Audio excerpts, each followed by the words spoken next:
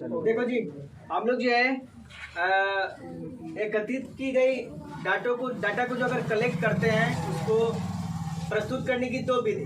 तो पहला विधि मैंने आपको बता दिया जी सर। और अब दूसरा विधि पर हम लोग देखेंगे। दूसरा विधि क्या है जी? वर्गीकृत बारंबारता बंटन सारणी। तो इसके बारे में कुछ इंपोर्टेंट बातें जो हम आपको समझा देते हैं, देख लीजिए। जब एकत्रित की गई आंकड़े बड़ी संख्या में हो, जब डेटा को हम इकट्ठा करेंगे, वो डेटा क्या जी बड़ी संख्या में हो, उसकी संख्या अधिक हो, तो आंकड़ों को छोटा और सरल, मतलब छोटा करने के लिए और आसान करने के लिए, बनाने के लिए आंकड़ों को वर्गीकृत बारंबारता बंटन सारणी के द्वारा प्रस्तुत किया जाता है। याद रखिएगा, जब भी डाटा छोटा हो तो उस छोटा डाटा के लिए हम लोग क्या करते हैं जी? अवर्गीकृत बारंबारता बंटन सारणी के द्वारा प्रस्तुत करते हैं। और जब डेटा बड़ा होगा, आंकड़ा अगर बड़ा होगा, तो उसके लिए क्या करते हैं जी? वर्गीकृत बारंबारता बंटन सारणी के द्वारा प्रस्तुत करते हैं। अब देखेंगे दूसरी बात कह रही है कि जब आंकड़े बड़ी संख्या में होती है, जो डेटा हम लोग कलेक्ट करते हैं वो अगर बड़ी संख्या में होती है, तो छोटी करने के लिए, उसको छोटी करने के लिए है कि नहीं, तो उसे छोटी करने के लिए आंकड़ों को समूह में रखा जाता है।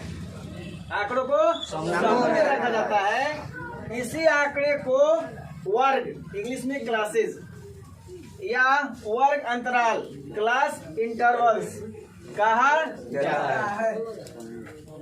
अब जो है हम एक उदाहरण के द्वारा आपको समझाने की कोशिश करेंगे। देखो जी, वन महोत्सव के दौरान 100 विद्यालयों में से प्रत्येक विद्यालय में 100 पौधे लगाए गए। 1 महीने बाद लगाए गए पौधों में से बच गए पौधों की संख्या निम्न थी। ये कह रहे कि एक क्या जी, एक वन महोत्सव हुआ है कि नहीं, मतलब वन महोत्सव का मतलब क्या जी? पेड़ पौधों के बारे में क्या जी, एक सम्मेलन हुआ।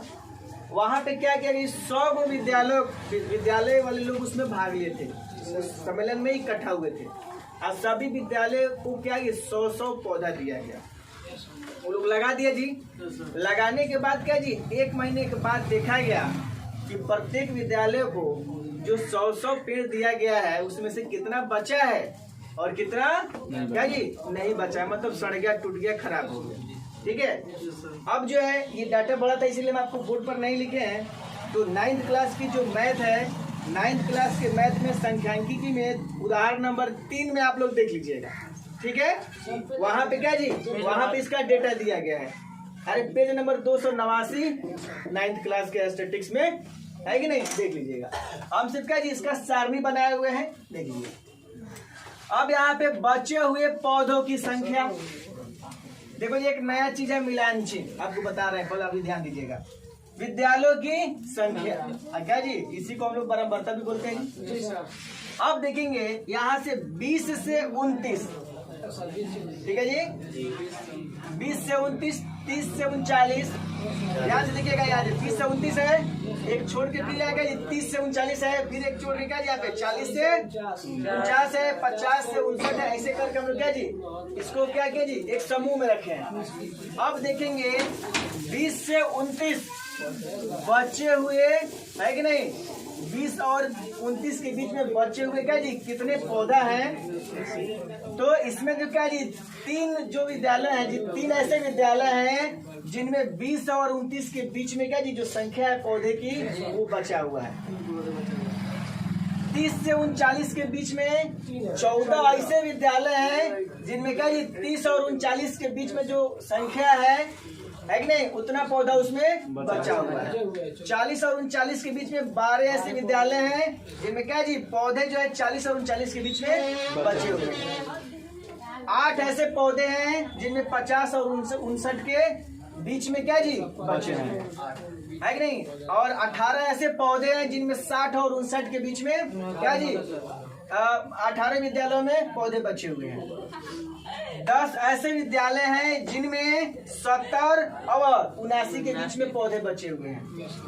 23 ऐसे विद्यालय हैं जिनमें 80 से 89 के बीच में पौधे बचे हुए हैं। और 12 ऐसे विद्यालय हैं जिनमें क्या जी 90 से 99 पौधे बचे हुए हैं। इसका मतलब देखो जी 3 ऐसे विद्यालय हैं जिनमें क्या जी 20 और 29 के बीच में बचे हुए हैं। तो इनके बीच में क्या हो सकता है जी 21, 22, 23, 24, 25, 26, 27, 28 तक लेंगे जी। इसको हम इसमें शामिल नहीं करते हैं। तो 20 से लेके क्या जी 29 तक, सॉरी 20 से लेकर 29 तक हम इसमें शामिल करेंगे, इसमें शामिल करेंगे। अब देखेंगे एक चीज ये आप डाटा समझ गए, एक मिलान चीज समझ गए। मिलान जो चिन्ह है यहाँ पे क्या जी, यहाँ पे क्या जी इसमें बराबरता की संख्या 3 है, तो 1 2 3 रोमन का 3 होता है ना जी, अच्छा 5 जो होता है मिलान चिन्ह में, तो 1 2 3 4 ऐसे कट कर देते हैं, 4 1 तो 14 है जी। तो का जी 5 है 5 10 है 4 14। इसी तरह का जी 12 है तो 5 5 10 है तो 12, समझ रहे जी, ऐसा ही मिलान चाहिए होता है, कोई दिक्कत। अब इसमें क्या जी कुछ ये टॉपिक है जो आप लोग देख लेंगे।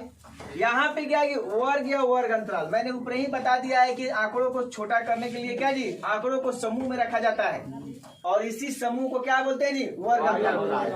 यहाँ पे जो 20 से जो 29 है कि नहीं, तो वर्ग अंतराल कहेंगे क्या जी, यहाँ पे 20 से 29 क्या है जी, इसका वर्ग अंतराल है, क्या जी वर्ग अंतराल है, समूह रखेगा जी, इसका क्या जी वर्ग अंतराल है।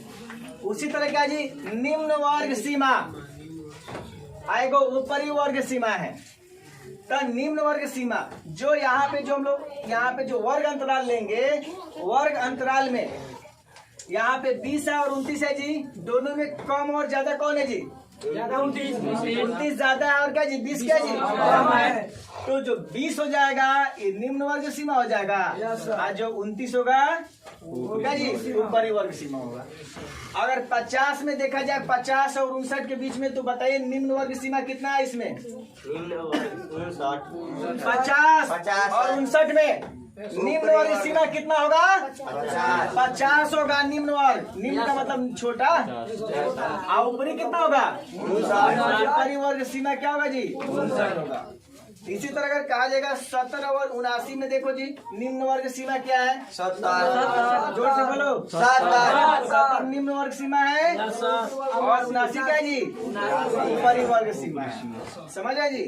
ये उसके बाद क्या जी, तो आप समझ गए जी निम्न वर्ग सीमा और ऊपरी वर्ग सीमा, कोई दिक्कत नहीं। अब जो है इसमें देखेंगे वर्ग माप, इसका दूसरा नाम है वर्ग चौड़ाई, इंग्लिश में बोलते हैं क्लास साइज, इसको बोलते हैं क्लास विड्थ। तो इसमें आपको देखना है, तो देखेंगे इनके बीच के अंतर क्या है जी, देखो जी 20 और 30 के बीच 10, इसके बीच में क्या जी 10 अंतर है, तो ये आपके हो जाएंगे वर्ग साइज। सबके बीच में देखेंगे 10-10 का अंतर होगा जी, इससे क्या होगा जी वर्ग माप क्या होगा जी 10 हो जाएगा। तो देखो जी जितना हमको समझ में है उतने समझाने की कोशिश किए, अब बाकी क्या है जी फिर हम लोग आगे, ठीक है।